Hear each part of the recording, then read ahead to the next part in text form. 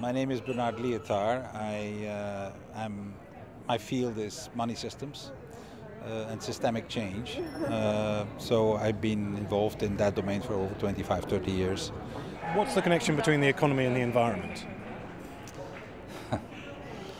Only about 90%. I call it the big blind spot.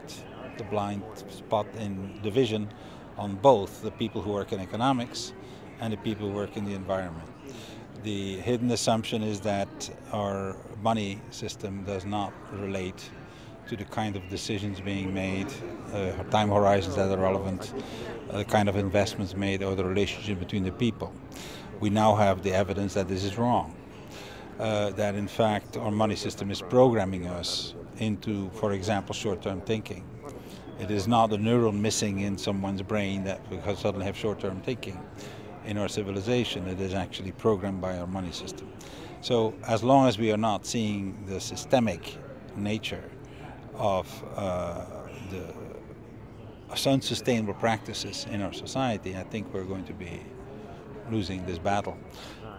I believe that everybody who's been involved in sustainability has actually had the perception of swimming against the current.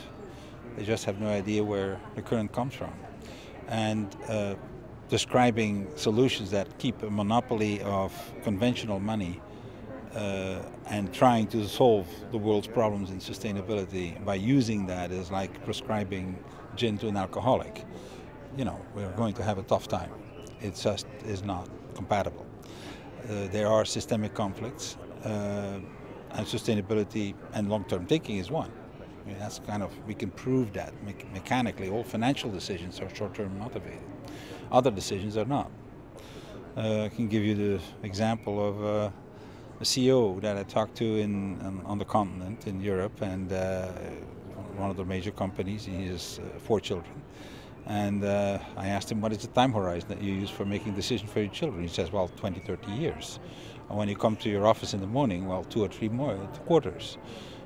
And if I don't do that, I will be fired and be replaced by someone who does that. What is the difference between the 2 types of decisions? It's not the neuron in his brain. He makes decisions for his kids all the time with a long-term horizon. One is financially driven and can only be financially driven. That is his responsibility. So we need to address the money system if we want to address sustainability.